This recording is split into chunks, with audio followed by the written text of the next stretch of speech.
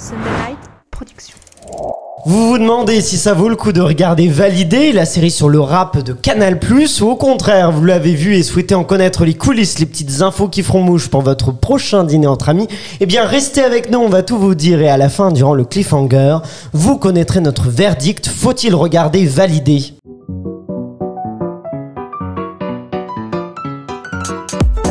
Bienvenue dans la série sur le gâteau, votre podcast entièrement consacré aux séries. Je m'appelle Aurélien Rapatel et je suis là avec mon équipe de serial killers pour vous éclairer sur cet univers sans fin. Que vous soyez un grand fan de séries ou au contraire un amateur, que vous souhaitiez tout savoir sur leurs coulisses ou que vous n'ayez tout simplement pas le temps de tout regarder, eh bien ce podcast est fait pour vous. On va décortiquer les séries, les analyser, vous donner nos avis précis, vous ressortirez en étant un véritable expert. Peut-être aussi expert que nos serial killers qui m'accompagnent et que je vous présente tout de suite. La première serial killeuse est une productrice qui est un peu la rappeuse du podcast, toujours prête à lâcher ses meilleurs sons, c'est Elsa Morel. Je vais vous faire une confidence. Quand j'avais 14 ans, je faisais un peu des freestyles. J'écrivais des freestyles. Peut-être en cours d'épisode, peut-être qu'on te demandera ça. Nous retrouvons une serial killeuse attachée de presse qui aime les séries, mais pas autant qu'elle aime triompher au blind test de fin d'épisode, c'est Emma Salvarelli. Alors c'est dommage parce que ça fait longtemps que j'ai pas gagné quand même un blind test. C'est vrai que ça commence à nous manquer. Peut-être pas à tes adversaires, mais... Mais par contre, au Rap Contenders, attention à vous. Bientôt. Et justement, voici finalement un serial killer producteur en télévision qui, tel Barney de How I Met Your Mother, utilise beaucoup le mot legendary, surtout pour parler de ses propres chroniques, c'est Florian Guillot. C'est vrai qu'elles sont legend, wait for it. Dairy. Dairy. On l'avait aujourd'hui. Pour qui, on ne sait pas, mais... On ne sait pas. On sait. Aujourd'hui, on va donc parler de la série Validée, de la saison 2, mais aussi on reviendra évidemment sur la saison 1. On va vous donner plein d'infos et les secrets un peu de cette série-là, aussi nos avis. Mais d'abord, vous le savez, il est l'heure de faire un tour d'horizon de l'actualité des séries à travers le monde. Tout va très vite, alors annulation, reconduction, casting, tournage, info exclusive. Vous allez tout savoir grâce à Emma Salvarelli qui va présenter le journal des séries que l'on surnomme l'Unagi News. Unagi est une sorte d'état de totale conscience des choses. Bonjour à tous, et cette Unagi News sera sous l'œil des sorties spéciales fans. Vous allez vite comprendre et surtout vous n'allez pas être déçus. Pour les fans de Snowpiercer, la série, la saison 3 est enfin annoncée. À partir du lundi 24 janvier 2022, vous pourrez regarder la 3e saison de la série post-apocalyptique ferroviaire sur Netflix. Ça fait beaucoup d'arguments pour une seule série. Et d'ailleurs, elle est sortie moins d'1 an après la saison 2.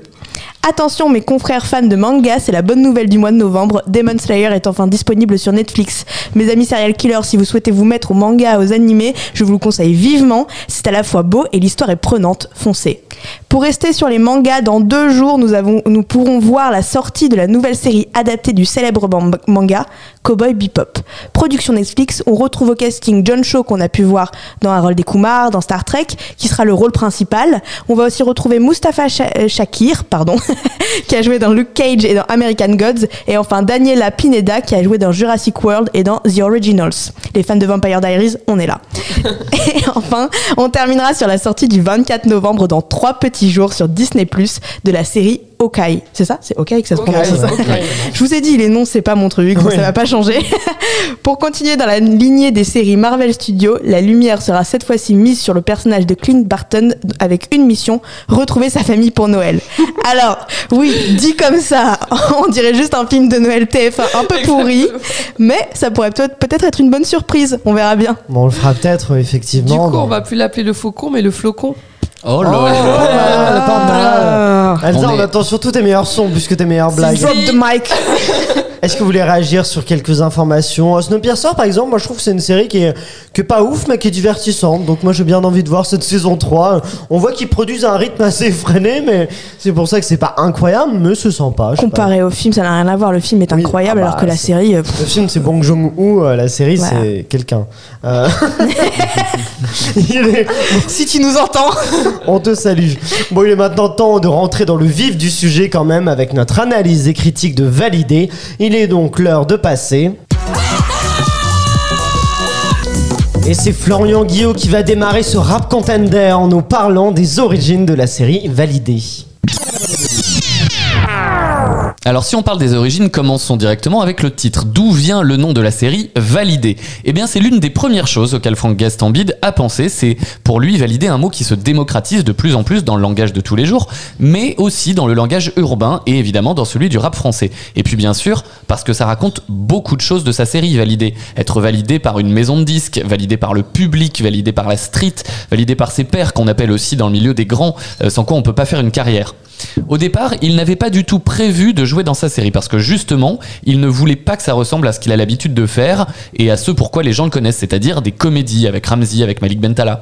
Mais ce qui s'est passé, c'est que c'est Canal+ qui a insisté pour qu'il joue dans la série. Et en réfléchissant à quel rôle il aimerait incarner, dans lequel il se sentirait bien et un peu crédible, il est allé sur ce rôle de producteur, beatmaker, DJ. Parce qu'il a beaucoup de respect pour les gens qui font ce métier, qui sont pour lui des créateurs, en étant lui aussi à son niveau un créateur en écrivant et en réalisant des choses.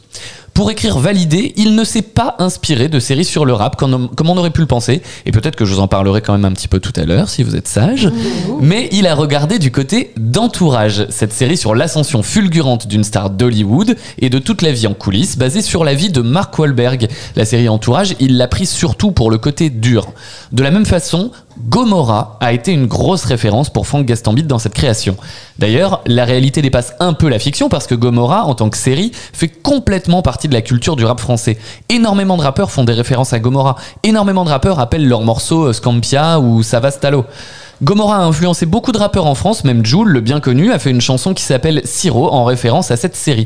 On peut donc dire que Gomorrah fait partie de la culture du rap en France, il était donc normal de s'y référer pour créer cette série. L'esthétique qui découle de ces influences-là est donc bien plus qu'assumée dans la série, elle est revendiquée.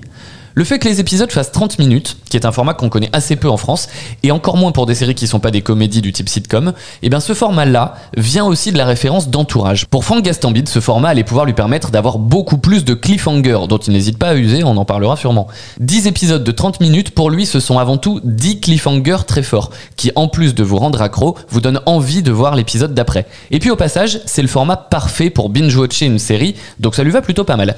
Franck Gastambide a voulu faire la série Validée avec beaucoup de sincérité parce que c'est la première série française qui se passe dans le milieu du rap et que donc que ce soit un succès ou non, au-delà de ça que ce soit bien fait ou non, beaucoup de gens allaient regarder pour donner leur avis. Donc il ne voulait surtout pas que ce soit caricatural mais que ce soit sérieux, même s'il y a de l'humour. Mais comme disent les grands de l'humour c'est quelque chose de sérieux.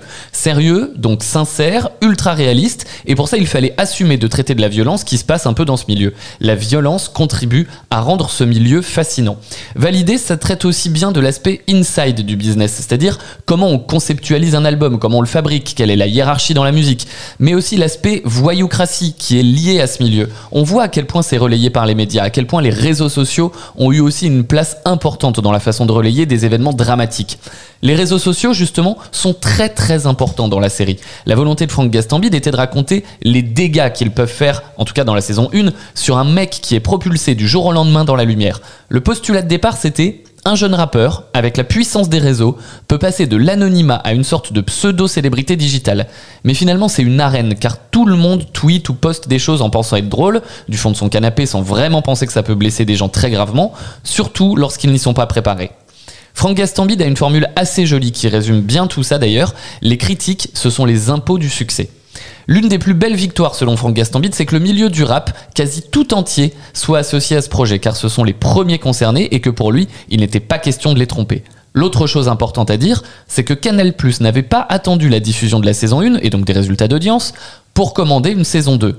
Alors déjà en soi, c'est à saluer, mais surtout d'un point de vue des origines, ça veut dire que pour Franck Gastambide et ses auteurs, il a pu y avoir une continuité dans l'écriture. Ils ont pu raconter l'histoire qu'ils voulaient sans être influencés par les retours suite à la diffusion, bons comme mauvais. Merci pour toutes ces infos. Emma, est-ce que tu peux nous résumer ce premier épisode de la saison 2 de Validé, s'il te plaît ? Avec plaisir. Du coup, dans ce premier épisode, on se retrouve après la mort, du coup, attention spoiler, du personnage principal de la saison 1. Tu dis attention spoiler après avoir lâché le dos. J'ai pas dit qu'il était mort encore. De la mort d'Apache, du coup, le personnage principal joué par Attic dans la saison 1. Et ces deux amis ont créé du coup leur propre label qui s'appelle Apache. Et leur but, c'est maintenant de trouver la nouvelle star de leur studio. Et ils vont vouloir engager une femme, et donc ça va être tout le sujet principal de cet épisode, la place des femmes dans le milieu du rap. Et oui, et est-ce que justement ce premier épisode nous met bien en haleine à ce que va devenir la série Elsa? Oui, moi je trouve que ce premier épisode de la saison 2, il met grave dans l'ambiance parce que donc moi j'ai regardé la série pour la série sur le gâteau et j'étais déjà attirée par l'univers du rap, mais là du coup j'étais à fond dedans. Je trouve qu'il y a des scènes musicales fortes. On voit tout de suite les enjeux des personnages et les thèmes que la série va explorer, notamment la production du rap féminin, qui est un univers assez peu connu du grand public. Donc vraiment, je trouve qu'il met grave dans l'ambiance. Moi, j'ai vu Emma réagir, Florian, quand tu nous parlais d'un cliffhanger à chaque fin d'épisode. Emma a tiqué. C'est le gros point positif de la série, voire le seul en fait. Oh, d'accord. Voilà, on va être honnête, c'est un fait. Il y a beaucoup de cliffhangers et ça marche, je dois le reconnaître. C'est vraiment quelque chose où à chaque fin d'épisode, t'as envie de voir la suite, même si t'aimes pas la série. J'aimais pas ça et j'avais quand même envie de voir la suite. Donc ça, c'est la qualité et il a réussi ce pari-là. Après, pour le reste, ça, c'est une autre histoire. C'était pas la question, surtout. Elsa, je sens que tu n'es pas d'accord. Non, mais je ne connais pas encore les arguments d'Emma du fait qu'elle n'aime pas. Donc, non, mais par contre, ce que je dis, c'est que le cliffhanger marche. Qu'est-ce qui te plaît pas, alors, Emma? Beaucoup de choses, beaucoup trop de choses. Vous voulez que je les énumère toutes, là? Parce que... Non, fais-en une ou deux, pour commencer. Alors, donc déjà, moi, ce que j'aime pas, c'est le jeu d'acteurs. Il faut en parler, ils jouent tous super mal, il y en a pas un pour rattraper l'autre. Le seul qui est bon, c'est dans... à balle réelle, hein. Le seul qui est bon, c'est dans la saison 2, premier épisode, justement. C'est celui qui vend le canapé. C'est le seul qui m'a fait rire, en fait. Youssef Hadji, il est absolument incroyable. Et c'est le seul. Voilà, disons-le. C'est parce que c'est le seul acteur à peu près potable de cette série. Les autres, dans la saison 1, Attic, il a deux expressions. Soit il est étonné, soit il est en colère, donc il faut arrêter 2 secondes. Qu'est-ce qu'on peut dire d'autre dans le premier épisode de la saison 2, le flashback, là, mais à vomir. Excusez-moi, mais en plus, moi qui adore les flashbacks de base, là, il est nul. C'est une question de détails, c'est une question de choses qui font que cette série, elle marche pas. C'est des détails, c'est des fois, il faut écouter des prods, ils disent ah, c'est génial. Non, c'est nul, il faut arrêter. C'est mauvais. Non, mais je n'ai pas aimé. C'est en fait. Non, mais il y a t'as pas aimé et il y a c'est mauvais. Moi, je trouve ça mauvais et je n'ai pas aimé. C'est les deux. Je peux aimer une série qui est mauvaise. Je trouve que c'est deux choses différentes. Le pari de Franck Gastambide, c'était un peu de démocratiser ce milieu pour le faire découvrir aux autres. C'est réussi, mais dans le mauvais terme, dans le sens où pour moi, c'est une série pour la ménagère qui veut découvrir un peu pendant le confinement qu'est-ce que c'est que le milieu du rap. C'est une pompe à fric, cette série. Il y a un placement de produit toutes les 5 minutes. Ça m'énerve parce que ça décrédibilise. C'est rempli de clichés. C'est rempli de choses qui font que ça ne. Elle enchaîne, Franck Gastambide. Fort, là. Je n'aime pas. En fait, t'as regardé le beau programme. Mais je n'aime pas Franck. En fait, Franck Gastambide, je respecte beaucoup ce monsieur pour ce qu'il a fait, mais je n'aime pas ce qu'il réalise de base. Et je trouve que ça ne change pas de ce qu'il fait d'habitude. C'est vulgaire. Pas vulgaire dans le sens, il y a des gros mots, c'est vulgariser un milieu qui est hyper intéressant et qui pourrait être vu d'une manière complètement différente. Moi, si je dois comparer ça, alors il y en a un, c'est un documentaire, l'autre, c'est une fiction. Mais quand même, quand je vois la série documentaire de Relsen, qui je trouve a des enjeux beaucoup plus intéressants que cette série, ça m'énerve. J'ai vu ça et je regarde. Et en plus, pour être totalement honnête, j'ai vu ça avec quelqu'un qui est dans le milieu du rap et qui même lui m'a dit, on regardait ça ensemble et on me disait mais qu'est-ce que tu veux faire avec ça? Y a rien dans le fond en fait. Le fond est vide et c'est ça qui m'énerve. Florian, tu voulais réagir? Alors, il y a beaucoup de choses, mais c'est marrant parce que t'as dit je peux aimer une série qui est mauvaise, mais c'est pas ça ce que je te disais. Tu peux ne pas aimer une série qui est bonne. Oui, aussi. Bien sûr, voilà. Mais moi je la trouve mauvaise et je n'aime pas en plus. Non, je voulais juste faire une punchline. Tout va bien. Ça, et je pense que là où tu parles de vulgariser, j'utiliserai un terme moins fort pour le mettre du côté plutôt positif, de dire qu'il le rend accessible à des gens qui ne sont pas intéressés par le rap, à une culture plus mainstream qui, même si c'est la musique qui se vend le plus en France, donc c'est quand même très mainstream le rap, en tout cas pour les jeunes générations, mais justement ça le fait découvrir à plein d'autres personnes. On vulgarise, mais dans le bon sens du terme, on démocratise le propos pour qu'on puisse justement tous s'y intéresser. Moi le rap ça me parle pas trop et justement la série m'a permis de regarder une histoire, de suivre des personnages, de suivre des enjeux. Tes critiques sur le jeu d'acteur, je les comprends pour certains. Après, je suis pas aussi dur que toi. Saïdou Kamara ou Brahim Boualel qui joue le personnage de Brahim, je trouve sont assez bons. La jeune fille qui joue Fatou est assez juste en fait. Après, il y a certaines répliques qui sonnent mal. Je suis d'accord avec toi. Il y en a certaines, mais c'est pas aussi dur que ce que tu décris pour moi. Et surtout, ça donne des opportunités et une chance à des jeunes acteurs de jouer certains rôles qui leur correspondent et de montrer une réalité que les gens qui regardent peuvent comprendre. Ça, je suis d'accord avec toi sur les opportunités que ça crée. Cependant, il y a aussi, faut que ça soit bien fait. Et je veux bien qu'on démocratise un sujet qui est aussi quand même concret dans la vie quotidienne des Français, parce que comme on dit c'est le genre musical qui est le plus écouté en France, mais il faut bien le faire aussi, et je trouve que faire ça à base de clichés, faire ça à base d'histoires qui sont pas forcément vraies, je suis désolée, mais encore une fois quand je voyais avec cette personne, Florence si tu m'écoutes, on regardait, on faisait en fait c'est pas comme ça que ça se passe, il faut arrêter, ok on peut faire une fiction réaliste, mais c'est pas comme ça, on ne devient pas platine en 2 semaines, ça n'existe pas, même si tu fais un buzz sur les réseaux sociaux, tu ne deviens pas platine en 2 semaines, c'est pas comme ça que ça existe. Je pense que si, hein. Je pense qu'il y a des cas, je pense qu'il y a juste 2 petits trucs. Ça a quand même, tu dis ça marche pas, mais ça marche parce que c'est quand même les chiffres sur Canal+ les plus incroyables de lancement d'une série, pas sur la diffusion linéaire mais avec tous les replays. Ça a cartonné absolument tous les chiffres d'audience. Et la deuxième chose, c'est que la série elle est quand même approuvée par le milieu. Donc c'est à mon avis pas aussi. Alors peut-être que ton pote Florent a des expériences du coup qui. Mais non, mais puisque tu en parles, a des expériences où il pourrait nous dire que ça ne se passe pas comme ça. Je pense que ça peut aussi se passer comme ça parce que sinon le milieu n'aurait pas à ce point approuvé cette série. Non mais je suis très radicale dans mes propos, je l'assume complètement, mais ça a été un ensemble qui m'a sincèrement, mais je suis restée sur le cul à regarder ça en me disant. C'est des détails qui s'enchaînent et qui créent un ensemble qui est mauvais, et je ne dis pas que ça n'a pas marché en termes de chiffres, je dis juste que le fond ne marche pas du coup. Moi c'est ça qui me dérange. Moi ce que je connais pas trop le milieu du rap, mais alors j'ai l'impression quand même d'avoir vu quelque chose d'assez cliché, je sais pas, mais est-ce qu'il y a autant de je sais pas d'enlèvements, on est quand même sur j'ai l'impression de voir une série de gangsters, hein, alors que, et je me dis mais est-ce que c'est un peu, pour moi c'est un cliché du rap, j'ai pas l'impression que le milieu du rap soit à ce point là, est-ce que c'est le cas pour après je pense qu'il y a quand même une exacerbation non. C'est exacerbé, on a compris Elsa. De la réalité, parce que il faut que ça reste une série, c'est que de la fiction. Voilà, que les gens ont envie de regarder. Oui, mais est-ce qu'on peut pas faire ça? Je trouve qu'il y a des séries avec des sujets qui, comme ça, pourraient être un peu âpres et que des gens ont réussi à rendre intéressant. Je préfère ça à Hippocrate quand même, tu vois. Hippocrate où ils font leur compta toute la journée, je préfère quand même ça. Justement, je suis pas d'accord. Je trouve que le sujet d'Hippocrate est un peu âpre comme ça, mais qui le rend fascinant, Thomas Liltier. Alors que là, j'ai l'impression que Franck Gastambide, il a déjà le milieu du rap qui peut être hyper intéressant, et il a besoin de rajouter des enlèvements, des séquestrations, des morts, tout ça, juste pour parce qu'il a besoin qu'il se passe des choses. Mais après, c'est un peu une partie de la réalité du rap, parce que tu parles d'Orelsan, mais Orelsan, faut se rappeler qu'il vient de Caen. Et là, du coup, quand on parle de Validé, on parle de l'Île-de-France. Et c'est tout bête, mais c'est une réalité. Il y a de la violence dans le milieu du rap en Île-de-France. Est-ce qu'à chaque épisode non, mais on pense à la crime, à MHD qui sont baignés dans des affaires sales. Donc, il n'y a pas que ça, en fait. C'est là, ça. c'est vrai qu'il y a que la ça. La série ne montre pas que ça. Ah si, il y a quasiment dans ce qui se passe, la série, ça repose quasiment que ça repose dans la beaucoup. saison 2, non.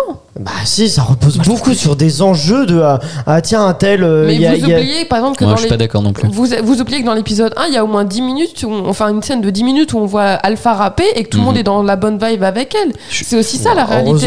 Je suis complètement d'accord avec Elsa. On rappelle que le personnage du cousin, dont j'ai totalement oublié le nom parce que il y a une sélection au bout d'un moment, qui est caché parce qu'il y a quelqu'un qui veut le tuer aussi. Enfin, il y a aussi, c'est dit.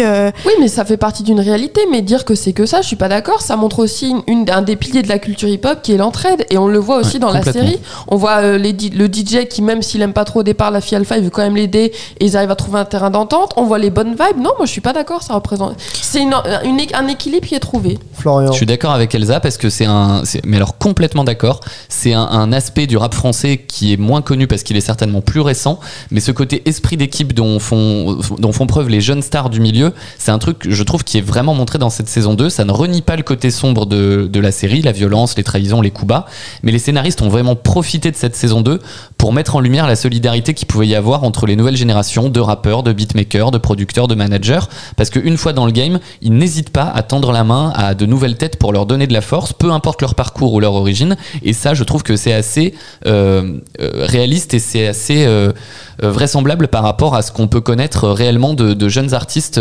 rappeurs, enfin du rap français qui émergent. Mais notre propos, moi, c'était pas autour de coups de main, ça c'est très bien, c'est très intéressant, c'est autour de tout le reste. À chaque épisode, ça se termine par un enlèvement, par quelqu'un qui meurt, par une séquestration. Je veux dire, c'est vraiment l'impression que ça donne, c'est que tous les jours il y a un rappeur qui je sais pas combien de rappeurs connus sont dans la mouise et se retrouvent, il y a des voitures, il y a un accident quand même, il y a un épisode, je sais pas si vous l'avez vu, mais il y a un épisode où ils se font ils viennent de tourner un clip, il y a un camion qui rentre dans une voiture. La police, bon, vraiment, elle est pas là. Après, c'est à Marseille, mais elle a donc ils se font rentrer dedans, ils se font séquestrer dans un camion. Il y a un autre, on ne sait pas comment, mais qui vient de la saison 1, qui était censé être mort, qui est plus mort, et qui revient et qui va les sauver. Mais je veux dire, c'est quand même c'est de la fiction. Non, on peut faire de la fiction qui soit un peu plus fine. Là, c'est vraiment, c'est Fast and Furious, on a besoin d'y aller. On a l'impression que Franck Gastambide a peur que les gens s'ennuient en parlant de rap, et du coup il dit tiens, on va mettre un enlèvement. C'est pas de la fiction peut être fine. Là, il y a juste pas de finesse. Oui, mais votre propos aussi au départ, c'était de dire qu'il y avait que ça dans la série. Il y a pas que ça, du coup. Je trouve que c'est beaucoup centré sur ça. Non, j'ai pas dit qu'il y avait que ça. Moi, je trouve qu'il y a beaucoup ça. Et moi, je trouve qu'il y a beaucoup ça à chaque épisode. Vraiment, il y a aucun épisode où il y a pas un truc le reste où effectivement il y a le côté entraide comme l'a dit Florian. C'est des épisodes de 30 minutes quand même. À chaque fois en 30 minutes ils arrivent à placer quelqu'un qui se fait tabasser. Mais je l'ai dit dans les origines, la violence est aussi intimement liée à ce milieu, et c'est ça qui la rend aussi fascinante. C'est ce qu'il a voulu montrer. Mais le problème des 10 cliffhangers, c'est justement ça, c'est que c'est peut-être trop 10 cliffhangers pour 10 épisodes. C'est qu'on est là à forcément devoir finir l'épisode sur un truc qui tape à l'œil, qui est énorme, et du coup au bout d'un moment et d'ailleurs, point positif de la série, si je peux dire ça comme ça, c'est que le personnage principal meurt à la fin dans la première saison, et ça donne ce côté un peu plus réaliste, et on enlève, comme on disait dans Game of Thrones par exemple, cet aspect où le héros ne meurt jamais. Non, il n'y a pas ça dans Game of Thrones, mais on dit on parlait des séries de Game of Thrones. On parlait des séries où oui, ça rajoute de l'enjeu, parce que là on a l'impression qu'il y a un danger à chaque épisode, et en fait à chaque fois tout le monde s'en sort bien, tout ça crée des mais donc voilà, je trouve juste que Franck Gastambide peut se rassurer, on peut suivre sa série sans qu'il mette un cliffhanger assez un peu abusé en fin d'épisode. Mais on revient sur ce débat peut-être dans un instant. D'abord, je me tourne vers toi, Elsa, afin que tu ailles un peu sur le devant de la scène et que tu nous parles des secrets de production de la série. Si. Waouh. Elle a fait ça. Donc aujourd'hui, on parle de l'ambitieuse série Validé. Et pour commencer cette chronique, j'aimerais vous parler des sociétés derrière la création de cette série. En 1995 est créée la société de production cinématographique Mandarin et compagnie, qui produira par la suite OSS 117 et Les Brises de Nice. En 2009 est créée une filiale à cette société, Mandarin Télévision, qui est spécialisée dans la production de séries. On lui doit notamment Mortel, diffusé sur Netflix, et bien évidemment Validé, dont on parle aujourd'hui. La deuxième société impliquée dans la série est Autodidacte Production, qui est tout simplement la société de Franck Gastambide. Et enfin, la troisième société est bien évidemment Canal+, puisque la série était diffusée sur la chaîne. Je ne peux pas vous dire combien a coûté la série, mais pour vous donner une idée, lorsque Canal+ a dévoilé ses programmes de la saison 2019-2020, ils ont expliqué sortir 10 programmes pour un budget total de 90 millions d'euros. Donc on peut au moins estimer que Validé a obtenu une enveloppe d'environ 10 millions d'euros de la part de Canal+. Le tournage de la première saison a commencé en avril 2019 et a duré 70 jours, tandis que le tournage de la saison 2 a commencé en septembre 2020 et a duré jusqu'au 15 décembre 2020. Du côté des réalisateurs, on retrouve bien évidemment Franck Gastambide, mais aussi David Diane, qui a commencé sa carrière en tant que premier assistant réalisateur et avait travaillé sur des films tels que Babysitting 1 et 2 de Philippe Lachaud, mais surtout Les Caïras d'un certain Franck Gastambide, justement. Ce qui fait que Validé a autant fait sensation est bien évidemment son sujet, le rap, et de ce fait les nombreux rappeurs qui ont fait des caméos dans la série. De Cool Chain, le cofondateur de NTM à Soprano, en passant par Lacrim et Gringe, de nombreuses personnalités du rap game n'ont pas hésité à passer devant la caméra. Et d'ailleurs, on retrouve un caméo de Rof dans la saison 2. Celui-ci a été impliqué dans l'écriture de sa scène qu'il oppose au rappeur Bosch. C'est Franck Gastambide qui révèle qu'il a offert un bout de texte à Rof, et ce bout de texte était déjà initialement inspiré de la vie de Rof. Le rappeur a donc voulu s'impliquer encore plus en y rajoutant des détails. Difficile d'imaginer Validé sans sa bande-son, et c'est le rappeur Sams qui s'est occupé de la supervision musicale de la série. Sams qui joue d'ailleurs dans la série, puisqu'il a une double casquette, puisqu'il interprète également le rôle de Mastar. Et donc si vous êtes fan des musiques de la série, sachez que vous pouvez acheter l'album de la saison 1. Pour ce qui est de la réception de la série, la diffusion à la télévision de la série n'a pas été un franc succès. En effet, pour la saison 2, ce sont moins de 200 000 spectateurs qui étaient présents devant leur écran pour le premier épisode, qui était pourtant diffusé en clair. Par contre, la série a fait un carton sur la plateforme digitale MyCanal. La saison 1 avait déjà réalisé l'énorme score de 35 millions de visionnages sur la plateforme, et la saison 2 a explosé tous les records en réalisant plus d'1 million de visionnages en l'espace de 5 heures. Le patron de Canal+, Maxime Saada, qualifie sur Twitter les chiffres de la saison 2 comme étant complètement fous. D'ailleurs, pour les petits curieux qui aimeraient découvrir cette série sur le rap, sachez que Canal+ a rendu disponible en visionnage l'intégralité de la saison 1 sur la série MyCanal. Vous n'avez même pas besoin de vous créer un compte. Bah voilà, c'est les petits tips d'Elsa qui vous donnent si vous voulez regarder la saison 1. Emma, oui. Moi, j'aimerais rebondir sur un truc positif cette fois-ci. C'est que si je dois bien apprécier, j'ai regardé pas mal d'interviews de Gaston Bide pour essayer de me donner un point de vue en fonction de comment ça avait été réalisé, etc. Et quelque chose que j'ai beaucoup apprécié, c'est qu'il fait beaucoup appel à ses acteurs pour rendre cette série plus véritable, comme Elsa parlait de Roth, par exemple. Il me disait, il y a plein de choses qui n'étaient pas prévues dans le texte de base, et ce sont les acteurs qui ont ajouté ça et qui ont rendu du coup cette série plus authentique. Voilà. Tu nous parles de Franck Gastambide, mais est-ce que c'est un bon metteur en scène justement pour valider Elsa? Tu rigoles? Non mais je rigole parce que moi là-bas je voulais pas regarder et valider parce que Franck Gastambide, son cinéma c'est pas trop mon délire, genre Pattaya tout ça c'est pas pour moi, donc j'avais un peu des craintes. Et en fait ce que j'aime beaucoup dans cette série, c'est qu'il a réussi à trouver un équilibre entre faire ressentir justement ce monde du rap, cette violence, les enjeux des personnages, et sans être trop grossier et même drôle. Je veux dire, le personnage de Brahim, il me fait trop rire. Genre là, dans le premier épisode, quand la meuf elle vient avec ses knackis, ça me fait mourir de rire, moi. Donc voilà. Bah c'est un peu le bon pote quoi, qui joue. Florian, toi tu trouves que c'est un bon metteur en scène? Oui, alors juste sur l'humour, comme Elsa, je trouve qu'il gère très bien les scènes d'humour sans que ce soit complètement caricatural et sans enlever tout le côté sombre de la série. Par exemple, dans le premier épisode de la saison 2, la scène avec les jumeaux m'a pas mal fait rire. La scène du canapé avec Youssef Hadji, dont on parlait tout à l'heure, m'a beaucoup fait rire aussi. Je trouve que, et tant mieux, Franck Gastambide gère très bien les comédies au cinéma. C'est très bien qu'il gère ces scènes, ces petits moments d'humour où la discussion entre Fatou et Brahim aussi pendant la soirée d'inauguration d'Apache Music, j'ai trouvé ça hyper drôle. Après, sur la mise en scène, bah, on va dire que je la trouve basique, c'est-à-dire que voilà, elle est efficace, elle cherche pas à révolutionner le game. Il y a quoi, il y a le tout premier plan au drone qui est un peu sympa. Après, au-delà de ça, bon bah ça reste une mise en scène complètement basique. Ce que je peux un peu regretter, j'aime pas trop la couleur de l'image qui fait très très vidéo, qui est très, enfin tout est très à plat. Il y a pas de profondeur de champ, il y a pas de, ça je regrette un petit peu ça. Le grain de l'image qui donne un côté limite un peu reportage télé quoi. Ça fait un peu clip je trouve. Oui aussi. Enfin c'est très très vidéo quoi. Ça m'a un peu gêné, mais à part ça.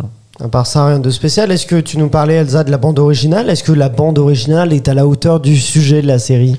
Alors moi je suis vraiment très mauvais en rap, ça me parle pas, donc je vais avoir du mal à juger ça. Elsa. Moi en vrai j'ai bien kiffé, hein, ça m'a fait danser et tout, genre j'étais dans l'ambiance et les textes étaient pas mal là dans le premier épisode avec Alpha. Non elle a un bon flow la petite dame. Elle a un bon flow, on valide justement. Et Emma? Moi j'en ai marre de dire un truc négatif, donc on va essayer de... T'avais pas l'air d'accord avec nous sur l'humour Ah mais Brahim il me fait pas rire, c'est un personnage lourd. Il y a pas que Brahim. Non mais moi c'est lui qui est censé représenter le personnage qui fait de l'humour, je suis désolée, il me fait pas rire. La scène des knackis ça m'a pas fait rire.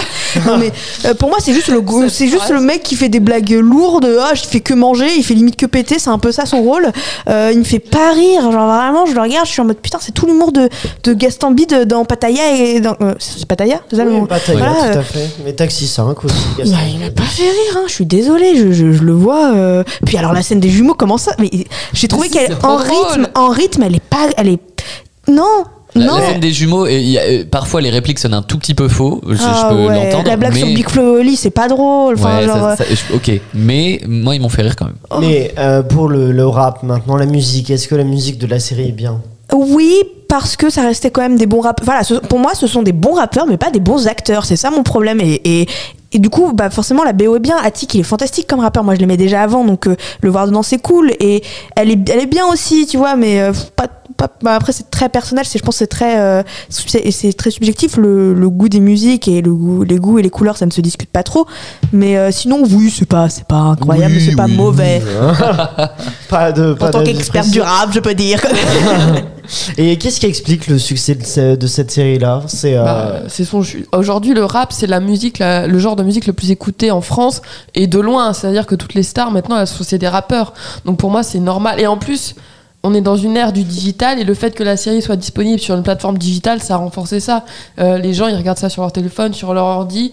Voilà, ils ont réussi à toucher les personnes, enfin le public bien visé, quoi.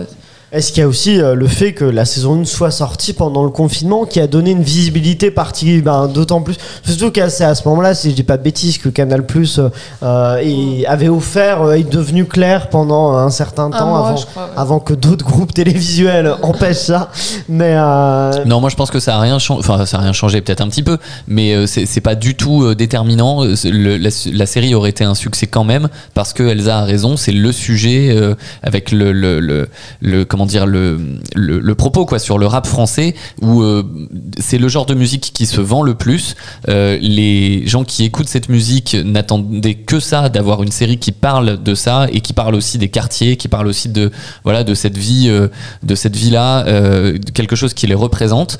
J'arrive Emma, parce que je vois que t'es pas d'accord, mais de quelque chose qui les représente. C'est pour ça que ça a marché et parce que c'est facile à consommer. Il y a pas beaucoup d'épisodes, les épisodes ne sont pas très longs, il y a des cliffhangers, c'est ce que je disais au début, ça permet de binge-watcher, ça donne envie de rester pour l'épisode d'après. Donc pourquoi ça a cartonné? Parce que le sujet était bon et parce que c'était bien construit pour que ça cartonne. Emma. Moi je pense que c'est plus parce que c'est bien construit, parce que les cliffhangers font que t'as envie de regarder la suite même si t'aimes pas. Mais c'est les deux trucs, enfin... Tu vois, personnellement, voilà, de mon avis personnel, encore une fois, qui est peut-être négatif, mais voilà, pour moi, ce qui a vraiment fait que la série a été regardée en entier, et si tu aimes le sujet d'autant plus, c'est que... moi, je l'aime pas. Non mais enfin, c'est-à-dire si le sujet, le fond te plaisait d'autant plus, je parle pas de toi Florian, mais le public, les cliffhangers ont beaucoup aidé parce que tu peux pas t'arrêter sur un épisode. T'es obligé de regarder la suite parce que t'as envie de savoir ce qui se passe après. Et même moi, alors que j'ai pas aimé, j'ai regardé parce que je me disais voilà, tu restes quand même sur une note en mode qu'est-ce qui se passe par la suite, peut-être que c'est mieux après, peut-être que c'est pire. En l'occurrence, c'était pire. Mais voilà. Et qu'est-ce que j'allais dire? Pour moi, le confinement a quand même un peu aidé parce que les gens étaient d'autant plus devant leur télé et du coup, vu que la saison 1 était remplie de cliffhangers et c'était très vivant, t'as envie de regarder la suite et t'as plus de temps pour regarder la suite et pour j'ai plus le terme que tu utilises Florent, binge-watcher, voilà. Donc je pense que ça a quand même aidé, même si effectivement je pense pas que ça aurait moins marché hors confinement, mais pour moi c'est la forme qui a fait que ça a vraiment marché et parce que aussi c'est très c'est très simplifié, c'est un sujet qui est simplifié pour que tout le monde puisse regarder et qui est pour moi rempli de clichés et qui fait que tout le monde peut regarder en disant c'est ça la réalité. Bon Emma, restons avec toi afin qu'avant de dropper le mic, tu nous révèles un peu à tout des séries, justement des séries musicales. Il est l'heure du focus d'Emma. Merci Aurélien. Si la série Validé aborde de nombreux sujets, que ce soit sociétal, culturel, etc., le sujet majeur de cette série dont nous avons beaucoup parlé est de découvrir comment tout se passe dans le monde de la musique et plus particulièrement le monde du rap ainsi que les coulisses.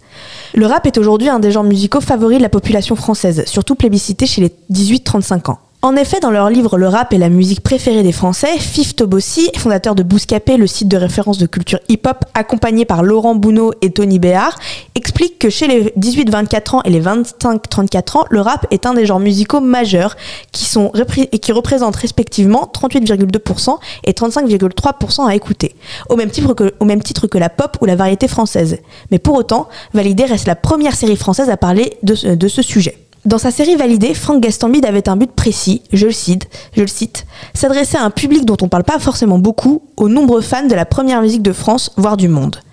Aujourd'hui, de plus en plus, le rap prend sa place sur le petit écran avec de nombreux programmes originaux. Par exemple, Netflix a annoncé pour mi-septembre qu'elle préparait une version française du télécrochet américain à succès Rhythm plus Flow.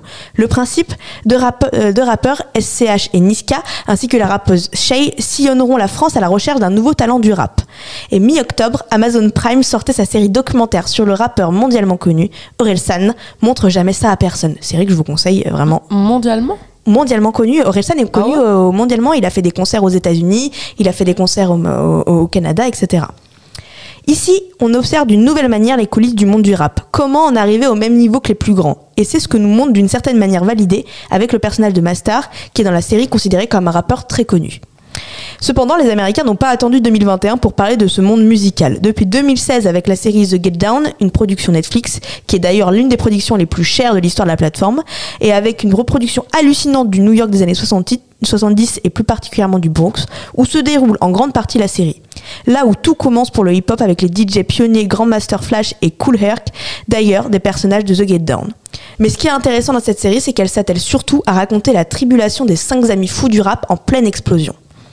On trouvera aussi d'ailleurs le documentaire sur la star Travis Scott avec 49 millions d'auditeurs par mois sur Spotify, Look Mom I Can Fly, diffusé sur la même plateforme. En 2020, si on tourne plutôt du côté comique, on trouvera la série Dave qui nous décrit la vie et l'œuvre d'un jeune rappeur blanc, juif, névrosé et plutôt quelconque, mais convaincu d'être le meilleur rappeur du monde. Dave se met en tête de gravir les échelons du rap pour devenir une star. Le sujet de réussite est d'ailleurs un point crucial des séries du rap. Dans le monde du rap, on ne fait pas les choses à moitié, soit on réussit, soit on ne le fait pas. Si Dave le montre avec un côté comique, Validé nous le montre d'une manière beaucoup plus sérieuse. Entre la réussite d'Apache dans la saison 1 qui risque sa vie et celle de sa famille, ou bien la réussite de Sarah dans la saison 2 afin de crédibiliser sa place de rappeuse et les enjeux qui sont graves et essentiels, dans Validé, on veut vraiment montrer que réussir, c'est quelque chose qui est essentiel parce que ça nous permet de vivre de sa passion.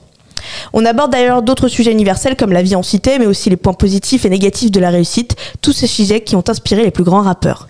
Si les séries sur le rap deviennent de plus en plus présentes, c'est parce que il y a une véritable volonté de montrer et de renseigner sur un monde encore trop peu connu du grand public, but principal de la série Validé. Merci Emma. Est-ce que justement vous trouvez que le format de la série se prête bien au développement d'une série musicale ? Je trouve que, comme l'a dit Florian, le fait que ça dure 30 minutes, ça va permettre de se regarder assez facilement. Et c'est vrai. Et puis après, en termes de production, faire une série qui dure plus de 30 minutes, c'est beaucoup plus cher. Non, je parlais en général, pas que pour Valider. En général, est-ce que la série, ça se prête bien au fait de raconter une histoire ? On connaît les films, par exemple Bohemian Rhapsody, le film donc sur l'histoire de Queen. Est-ce que le traitement en série, donc sur plusieurs épisodes de 50 minutes ou de 30 minutes, ça permet aussi de raconter autre chose que le cinéma peut pas forcément faire? Déjà, ça permet de rentrer dans les détails, puisque quand tu prends par exemple The Get Down, t'es là sur 6-8 épisodes, je me souviens plus vraiment, t'as vraiment le temps de voir une reconstitution, et surtout il y a le temps de faire des scènes musicales qui soient assez longues, qui soient assez instaurées dans l'intrigue, chose que dans un film des fois tu te dis ce que je reproche d'ailleurs à Bohemian Rhapsody des fois, c'est qu'il y a trop de musique et du coup t'avances pas assez dans l'intrigue, donc là ça permet de trouver un équilibre. Un équilibre entre les deux, t'es d'accord Florian? Oui, je suis d'accord, puisque de toute façon la série est toujours mieux pour raconter des histoires que le cinéma, que le film, donc comme c'est toujours le meilleur moyen pour raconter des histoires, oui, je suis complètement d'accord. C'est un vendu, lui. Emma. Ouais, moi je suis plutôt d'accord aussi. Je trouve que cet format un peu plus long nous permet de rentrer dans des détails qui sont assez intéressants et qui pourraient pas être abordés dans un film. Et pour ça, je trouve que les séries musicales ont des grosses qualités par rapport aux films musicaux, d'ailleurs. Et justement, dans Valider, qu'est-ce qui fait que c'est une bonne qu'est-ce qui fait que le fait de parler du rap en une série musicale, ça fonctionne avec Valider? Déjà, le rap, c'est un genre qui a tout son univers. Effectivement, on parle de la violence, on parle aussi du soutien qui est entre les jeunes. Donc pour moi, Validé avait à trouver le bon créneau là, à prendre un sujet comme ça pour pouvoir en parler et le démocratiser. Et puis il y a vraiment des familles aussi dans le rap français, ou même, on entend toujours parler aux États-Unis de la East Coast, de la West Coast. Le fameux programme Rhythm and Flow aux États-Unis, par exemple, on a les trois stars se concentrent sur le rap d'Atlanta, le rap de Chicago et le rap de Los Angeles, qui ont des influences qui sont différentes. Nous ici sur l'émission française, ce sera le rap belge qui est représenté par Damso, par des gens comme ça, le rap marseillais qu'on connaît très bien, et le rap parisien, qui ont eux aussi tous des influences différentes. Donc le côté famille, attache, influence, inspiration est quelque chose de très fort dans le milieu du rap. Est-ce qu'on a envie de voir une saison 3 de Valider ou pas? Est-ce qu'ils peuvent amener d'autres choses, un nouveau propos ou pas? Ou est-ce qu'il risque de se répéter? Franck Gastambide pour l'instant n'est pas encore sûr, hein. Il dit qu'il a peut-être des idées, mais il ne sait pas encore. Pour moi, une saison 3, ce serait soit un nouveau personnage. Donc, première saison, on a parlé d'Apache, là on va parler de Sarah. Troisième personnage qui parlerait d'un autre enjeu du monde du rap. J'espère un peu mieux que dans les 2 premières saisons. Mais sinon, je verrais pas. Voilà, pour moi, ce serait un peu dans le même principe que des séries sitcom où ça risque de se répéter. Voilà, on va parler d'un nouveau personnage avec de nouveaux enjeux. Je pense que il pourrait faire 10 saisons comme ça d'ailleurs, hein, avec juste. Non, mais c'est pas une critique, c'est un fait. C'est juste ramener un nouveau personnage qui va amener de nouveaux enjeux dans un milieu tel que le rap, et ça va être toute la saison. Je pense que ça va être un peu comme ça d'ailleurs. Florian. Oui, je suis assez d'accord. Après, encore une fois, le milieu du rap me laisse un peu de marbre, donc j'ai du mal à imaginer de toute façon que je puisse regarder encore par la suite. Et Elsa? Je sais pas, honnêtement, je vois pas trop sur quelle partie ils pourraient partir, parce que là ce qui est intéressant c'est qu'ils prennent le parti du rap féminin, donc il y a tout plein de choses à explorer, mais pour la saison 3, j'avoue, je sais pas trop sur quoi ils pourraient partir. Le rap enfantin, des enfants qui tentent de rapper, je ne sais pas. Et rapidement, dernière question, est-ce qu'il y a un groupe ou un genre musical que vous aimeriez voir développer dans une série? Série musicale sur quelque chose, vas-y Elsa. Moi, j'aimerais trop qu'il y ait une série qui retrace, ou que ce soit documentaire, la bataille entre Tupac et Biggie. West Coast. Ah ouais. Alors, si je m'attendais pas à quelque chose, c'est ça, franchement. J'aimerais trop. Non, moi je pense qu'un sujet que j'aimerais beaucoup qu'on aborde en série, ce serait la musique classique, qui je trouve est un... Non, mais rien à voir, mais ça reste quelque chose de... C'est juste que ça détonne avec moi. Tupac, Biggie. Non, mais pour être une grosse fan de rap aussi, genre vraiment, la musique classique, ça reste quand même quelque chose qui demande énormément de travail, et je pense qu'en faire une série, ce serait super intéressant. Une série sur Mozart ou sur Mozart Salieri, pour moi, il y a eu un film déjà là-dessus, on est d'accord, mais une série... Ça pourrait être super intéressant de parler de ce genre de personnage. Et toi, Florian? Moi, j'aimerais bien qu'on revienne sur l'histoire des musclés et de toute la musique qu'ils ont fait. Salut les musclés. Ah non, je voulais faire une vanne et vous connaissez pas les musclés. Ah les gars, ah non, vous pouvez pas faire ça. Ça date de quoi? Des années 1902? 90. Oh là là, oh mon dieu. C'était bien tenté, mais les gens des années 90 auront compris ta blague et rigolent sûrement beaucoup derrière leurs écouteurs. Putain. Avant les musclés, bon sang. Avant de passer au cliffhanger, je vais vous demander votre verdict. On va quand même avoir quelques petites recommandations de Florian. Il est l'heure des recos de Flo. Si vous avez aimé, il va vous dire si vous avez aimé, validé. Qu'est-ce que vous pourriez aimer? Ah ouais, mais là, vous m'avez coupé les pattes avec votre... Putain, les musclés, les gars, c'était Dorothée et les musclés, quoi. Enfin, le club Dorothée, toi. Salut les musclés. Toujours pas. Ouais, non, bon, c'est pas grave. Si vous avez aimé Valider, c'est certainement que vous avez aimé des séries musicales et celle qu'on peut vous conseiller. Évidemment, la plus simple, entre guillemets, à vous conseiller sur cet univers musical, la plus connue en tout cas, celle qui cartonne le plus en ce moment, c'est évidemment Empire, sur ce producteur de musique qui depuis 20 ans est un des plus riches avec son label Empire Records, mais qui est atteint d'une maladie incurable et qui a très peu de temps pour désigner lequel de ses 3 fils lui succédera. Dans un autre genre de musique plus proche de celui de Validé, c'est-à-dire le rap, on peut évidemment vous conseiller Atlanta, qui est porté par l'acteur Donald Glover et qui est aussi une super réussite. Si vous avez envie de regarder du côté de la musique plus country, il y a une autre série qui est un tout petit peu plus vintage qui s'appelle Nashville, qui là est vraiment plus un feuilleton un tout petit peu à l'eau de rose façon les frères Scott avec des intrigues amoureuses, mais qui peut être sympa aussi, qui prend donc à chaque fois aux États-Unis, ça prend vraiment la place d'une ville, donc Nashville dans le Tennessee, Atlanta en Géorgie, c'est vraiment des endroits très marqués de styles de musique très différents. Si maintenant vous aimez plutôt la musique jazz, il y a une série qui est sur Netflix et qui est fait, je crois, par Damien Chazelle, qui est sur le jazz, qui s'appelle The Eddy. C'est Elliot Udo qui est le patron de ce club, qui a ce nom-là, The Eddy, et qui dirige un orchestre où se produit la jeune chanteuse Maja, qui est aussi sa petite amie occasionnelle. Et enfin, je voulais vous parler d'une autre série qui s'appelle Power, qui est un petit peu différente du milieu de la musique, mais qui garde bien ce côté sombre qu'on peut retrouver dans Validé. Ça s'appelle donc Power. Oui. A priori, tu viens de le dire. C'est ça, avec, je vous le rappelle, Ghost, qui était le propriétaire d'une boîte de nuit populaire à New York et qui en même temps était un des acteurs majeurs d'un réseau de drogue. C'est une série qui est passée un petit peu discrètement en Europe, mais qui a cartonné pendant 8 saisons jusqu'en 2020 sur le réseau Stars et que vous pouvez regarder sur des plateformes. Merci pour toutes ces recommandations, mais maintenant il est l'heure du cliffhanger. Faut-il, oui ou non, regarder Validé et sa saison 2 Elsa Morel? Yes. Non, pour moi c'est une bonne surprise, je m'attendais à pas grand chose et j'étais bien surprise, et du coup je trouve que c'est une série qui fait du bien au paysage audiovisuel français aussi, parce que c'est une série musicale, chose assez rare, enfin j'ai pas de souvenir d'une série musicale française hyper connue comme Validé. Validé, ça se passe en France, oui, avec Taraïm. Ouais, mais c'est pas produit France, c'est Netflix. Oui. Donc voilà, pour moi c'est Validé. C'est Validé, très bien. Florian?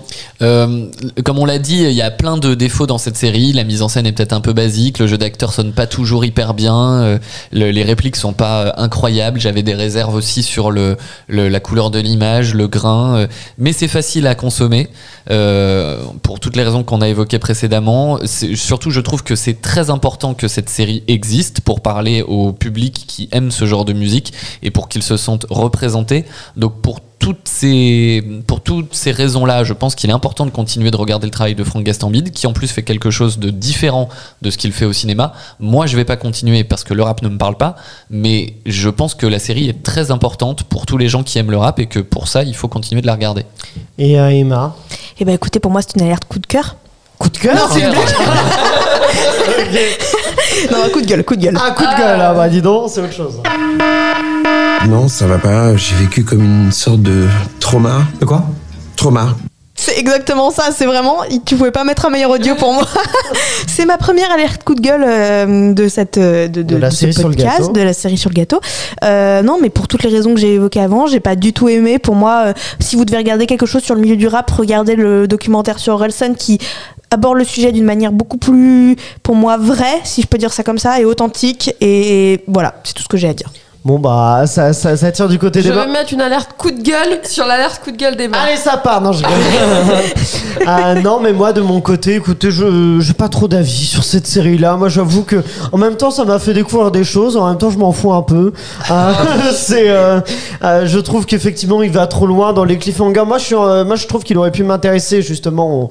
Ton exemple d'Hippocrate tout à l'heure, Florent, je le trouve assez pertinent parce que je trouve que Hippocrate, le milieu de la médecine, j'y connais rien et pourtant j'ai adoré la série. C'était une alerte coup de cœur que j'avais. Et là, je trouve qu'il aurait pu m'intéresser en faisant moins. Et il en fait beaucoup. Et du coup, je regarde, je me dis oui, sympa et sans plus, quoi. Oubliable. Donc voilà, écoutez. Du coup, tu conseilles ou tu conseilles pas? Ah non, bah oui, j'ai pas dit, effectivement. Bof, je sais pas. Non, en vrai, je pense que je conseille pas trop, mais après, regardez si l'envie vous en prend, quoi.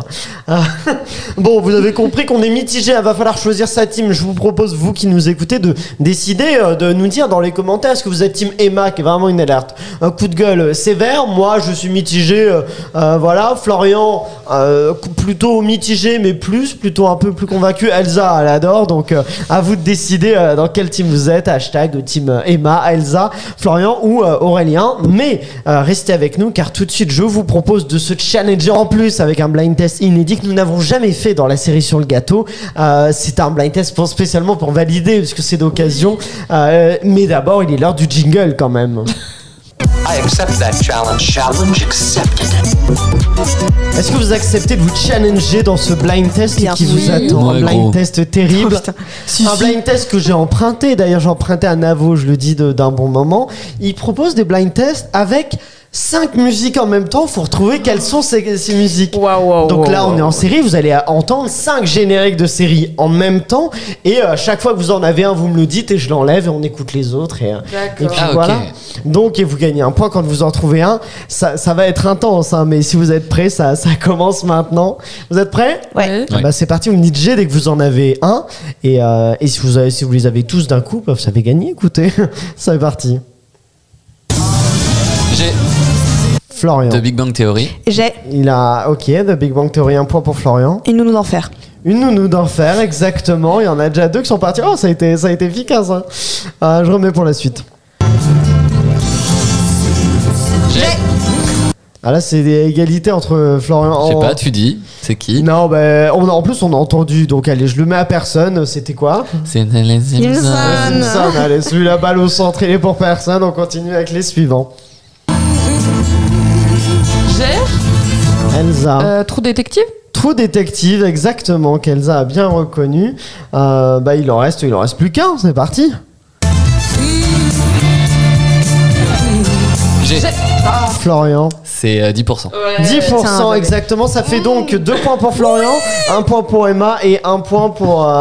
non, Si, c'est C'est ça. Et un point Il pour y en Elsa. avait 5. Il y Bah avait oui, une mais t'as balle enlevé au les centre. Simpsons. Ah oui, il y avait une balle au centre, c'est ça. Et ben c'est Florian qui gagne ce petit. Vous avez bien aimé. On peut se réécouter tous ensemble, hein, si vous voulez avoir ce plaisir-là, je vous les mets.